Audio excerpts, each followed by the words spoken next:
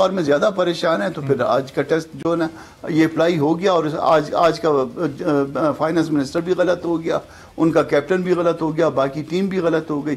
और अगर कल इससे कम चीख रहे थे तो आप उनको चलिए वक्त बिल्कुल खत्म हो गया। बहुत शुक्रिया कामरान मुत्तवा साहब, राजा बशार साहब और ये मकबूल जान साहब, चौधरी मंजूर साहब। लेकिन हम देखते ही हैं कि हर आने वाली हुकूमत पिछली हुकूमत को कसूरवार ठहराती है, और मुल्क की आवाम हर हुकूमत में महंगाई का रोना बिल्कुल ऐसी रो रही होती है जैसे इस हुकूमत में इस वक्त आवाम की हालत। एक ब्रेक लेते हैं और ब्रेक के बाद वापस आएंगे। तो असद उमर और NCOC इस वक्त स्कूल्स को रिलीफ देना चाहती है, वो क्या रिलीफ है और क्यों देना चाहते हैं, और वालिदैन का क्यों नहीं सोचा जा रहा है जो कि पूरा साल भारी भारी फीसें देते रहें, उस पर बात होगी एक ब्रेक के बाद।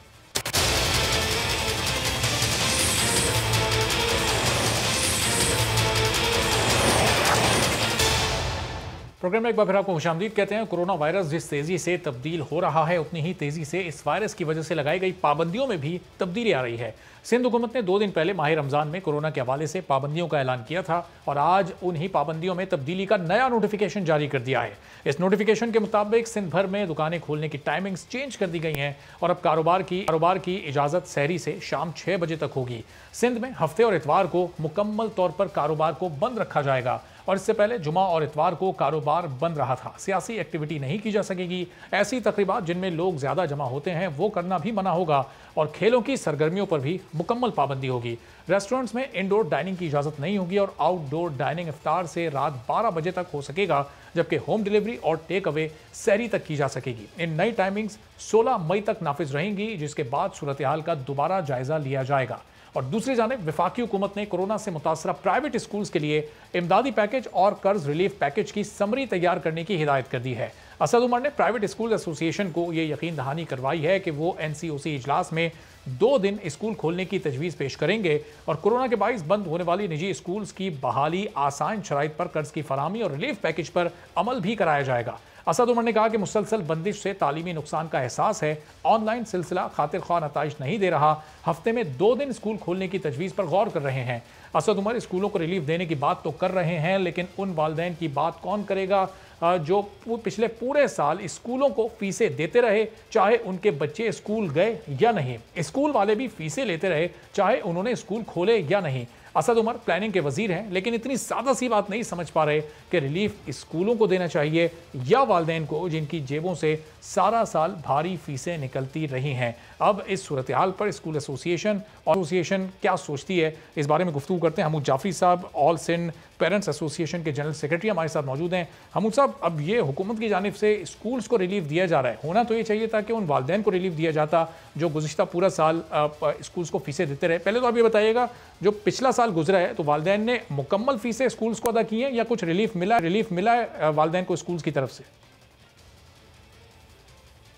बिस्मिल्लाहिर्रहमानिर्रहीम। बहुत शुक्रिया हमें ऑन बोर्ड लेने का। आप लोग तो मीडिया वाले जो हमारे साथी हैं वो तो ऑन बोर्ड ले भी लेते हैं, लेकिन ना तो वफाकी हुकूमत ना ही कोई सूबाई हुकूमत पेरेंट्स को ऑन बोर्ड लेती है, ना कि उनसे मशवरा लेती है। फीसों का जहाँ तक ताल्लुक है, बिल्कुल सारा साल पैसे दिए हैं पेरेंट्स ने, और क्लासें कितनी हुई हैं ये आपको मालूम है कि उंगलियों पे गिने जा सकते हैं वो दिन जितने दिन क्लासें हुई हैं। ऑनलाइन क्लासों का जो हाल है वो खुद वजारत मान रही है कि इतनी इफेक्टिव नहीं है। सारा साल जो पैसे दिए हैं उसमें कोई रिलीफ नहीं मिला है। अप्रैल 2020 से लेकर के अक्टूबर 2020 तक सिर्फ 20% डिस्काउंट मिला था, वो भी बेशुमार स्कूलों ने नहीं दिया। चाहे वो फेडरल इस्लामाबाद का मामला हो, चाहे वो चारों सूबाई हुकूमतें हों, किसी भी हुकूमत के रेगुलेटर ने इस पे अमल करवाने में मुकम्मल तौर पे कामयाब नहीं हो सके हैं। और बहुत सारी जगहों पर ऐसा हुआ है कि जहां पेरेंट जिधर अगर बहुत सारे कारोबार मुतासिर हुए हैं तो वहीं पेरेंट्स भी मुतासिर हुए हैं। किसी की नौकरी गई है, किसी का कारोबार बंद हुआ है, उस वजह से कुछ ये फीस नहीं अगर दे सके तो उनके बच्चों के साथ वो कुछ हुआ है जो बयान करना बहुत इंतहाई काबिल शर्म है। अच्छा। कि पिछले 10 दिन पहले की मैं आपको बात बताऊं, हफ्ते बेजा की FIR कटी है कराची के अंदर। बच्ची को स्कूल की फीस ना देने के ऊपर चौकीदार के कमरे में बंद कर दिया गया। अच्छा। और हमूद साहब फिर ये बताएं कि फिर ये स्कूल्स को, इसका मतलब पिछले साल कोई नुकसान नहीं हुआ माली तौर पर, लेकिन फिर हुकूमत के सामने ये स्कूल एसोसिएशन और स्कूल मालकान इतने मजलूम क्यों बन रहे हैं कि हुकूमत भी सोच रही है इनको रिलीफ देने के लिए? हमूद साहब मेरी आवाज़ सुन सकते हैं आप? आपकी आवाज़ नहीं आ रही। हमूद साहब मेरी आवाज़ आ रही है अब आपको? चलिए हमूद साहब को रिकनेक्ट करते हैं। और हमूद साहब बता रहे हैं कि ज़ाहिर है पिछले पूरे साल कोई रिलीफ नहीं मिला इसको खास तौर पर, और पूरा साल भारी भारी फीसें देते रहे, लेकिन हुकूमत ने इन पेरेंट्स को रिलीफ देने के बजाय सोचा है तो स्कूल मालकान के लिए। तो हमूद साहब अब ये बताएं कि फिर इसका मतलब कि स्कूल्स को तो कोई नुकसान नहीं हुआ, वो फीसेस लेते रहे, फिर हुकूमत स्कूल्स को मजलूम समझकर उन लोगों को क्यों रिलीफ देने का सोच रही है, और वालिदैन के बारे में बिल्कुल नहीं सोच रही हुकूमत इस पर? फिर पेरेंट्स एसोसिएशन का क्या रद्द अमल है?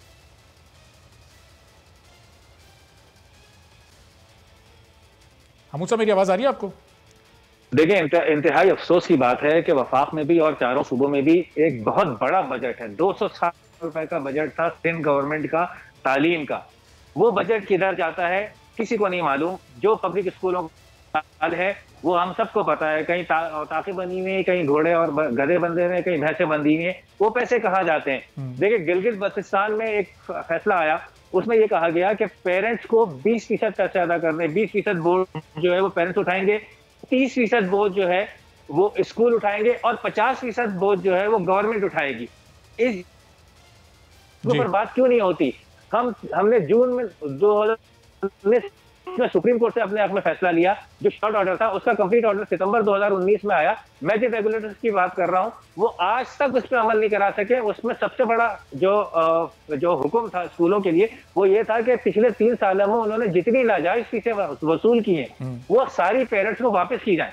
एक स्कूल मुझे बता दे कोई जिसने सुप्रीम कोर्ट के इस हुक्म पे अमल किया हो, और एक रेगुलेटर जिसने इस हुक्म की नाफरमानी के नतीजे में स्कूलों पर पाबंदी लगाई हो या कोई क्या हो या पैसे दिलवाने में। रेगुलेटर आप कह रहे हैं कि स्कूलों को इमदादी, तो जैसे मैंने पहले कहा कि हमें नहीं बिठाया जाता, ये खुद ही आपस में बैठते हैं, खुद ही फैसले करते हैं, खुद ही। ठीक है, चलें हम जरा प्राइवेट स्कूल एसोसिएशन पर क्या सदर तारिक शाह हमारे साथ मौजूद। तारिक शाह साहब, अब ये हुकूमत आपको रिलीफ देने की तो बात कर रही है, लेकिन आप लोग आपके स्कूल्स फीसेस तो पूरी लेते रहे हैं। अभी हमूद जाफी साहब मौजूद हैं, वो बता रहे हैं कि गुज़िश्ता पूरा साल पेरेंट्स ने फीसें दी हैं, तो स्कूल्स को कैसे फिर नुकसान हुआ जब आप लोग फीसेस भी लेते रहे और आप लोगों की कॉस्ट भी कम हो गई थी, क्योंकि ऑनलाइन क्लासेस आप लोग दे रहे थे, फिजिकली तो स्कूल बंद थे। जी जनाब, बहुत शुक्रिया, आपने हमें ऑन बोर्ड लिया ताकि हमारा मौके भी यहाँ सामने आ जाए। देखिए, एक तो बात यह है कि रिलीफ की बात वहाँ की जा रही है जहाँ पर पेरेंट्स ने फीस पे नहीं की है। हमूद साहब पेरेंट्स को रिप्रेजेंट तो जरूर करते हैं, लेकिन ये कभी भी मेक श्योर नहीं करवा सकते कि तमाम पेरेंट्स जो हैं वो फीस पे करें। कितने स्कूल हैं यहाँ पूरे पाकिस्तान में जिनको फीस ही नहीं मिली है पेरेंट्स की तरफ से, जबकि 20% डिस्काउंट भी दिया गया, और ये वाहिद शोबा था जहाँ पर 20% डिस्काउंट दिया गया। किसी भी शोबे में 20% को रिड्यूस किया, 1% भी रिड्यूस नहीं की गई प्राइसेस को। तो जब रिलीफ की बात की जाती है तो हम जरूर ये नहीं कहते कि तमाम स्कूल्स को रिलीफ मिले, हम कह रहे हैं रिलीफ उन स्कूल्स को मिले जो बंद होने की नौबत आ रही है या जो स्कूल्स बंद हो चुके हैं, पहली प्रायोरिटी उनको मिले ताकि वो स्कूल सरवाइव कर सकें और इस कोविड के दौरान बच्चों को एजुकेशन भी दे सकें जो अफोर्ड नहीं कर पा रहे हैं। तारिक साहब, ऐसे कितने स्कूल हैं जो ये बंद होने के करीब आ गए हैं, जिनको फीसेस नहीं मिली, इस कोविड सिचुएशन से मुतासिर हुए हैं? कितनी तादाद होगी ऐसे स्कूल्स की? देखिए, एग्जैक्ट फिगर्स तो मुझे नहीं पता, लेकिन पूरे पाकिस्तान के अंदर तकरीबन 1200-1300 स्कूल हैं जो बंद हो चुके हैं। ये रफ एस्टिमेट है, लेकिन एक एग्जैक्ट फिगर तो जब इसके सेंसस हो रहा है अभी तो उसमें सामने आ ही जाएगा। और अगर ऐसे स्कूल्स की तादाद आप बता सकें जिनको आप कह रहे हैं कि बहुत सारे पेरेंट्स ऐसे थे जिन्होंने फीसेस नहीं दी, तो जाहिर है उनके बच्चों के नाम काट दिए गए होंगे, उनको स्कूल से बाहर निकाल दिया गया होगा, कार्रवाई तो नहीं बिल्कुल, लेकिन नाम काटा ही नहीं गया है क्योंकि कोर्ट के ऑर्डर से कि किसी भी बच्चों को आप कोविड के दौरान नहीं निकाल सकते, तो उस मुतालबा तो किया गया है फीस का, लेकिन वो फीस नहीं दी गई। ऑब्वियसली हम भी समझते हैं कि पेरेंट्स की कहीं जेन्युइन मसाइल भी थे कि। अच्छा रुकिएगा, तो हमूद साहब ये जो अभी आप बच्ची वाला केस बता रहे थे, उसको आपसे भेजा में रखा गया चौकीदार के कमरे में, वो किस स्कूल का बता रहे थे? जरा तारिक शाह साहब के गोश गुजार कीजिएगा। जी, तारिक शाह साहब को बहुत अच्छी तरह पता है, मैं स्कूल का नाम भी ले लेता हूँ, शहर पब्लिक स्कूल है, और जिन्होंने बैठ करके उस FIR के खिलाफ सबने बैठ करके प्रेस कॉन्फ्रेंस की है, एहतजाज किया उसके खिलाफ। जी जी बिल्कुल, मैं आपको अपडेट करूंगा। ठीक है, हमूद साहब जरा रुकिएगा, तारिक साहब जरा अपना जवाब दे दें। जी तारिक साहब, देखिए वो जो एक गई थी वो सरसल।